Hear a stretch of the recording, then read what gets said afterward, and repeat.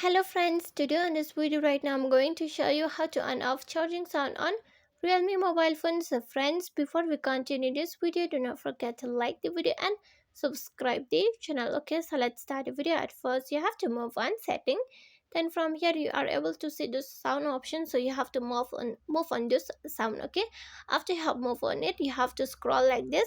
Just keep scrolling and on the down you are going to find this charging sounds and vibrations. Okay, so if you want to off this charging sound and vibrations, just click on this icon here like this.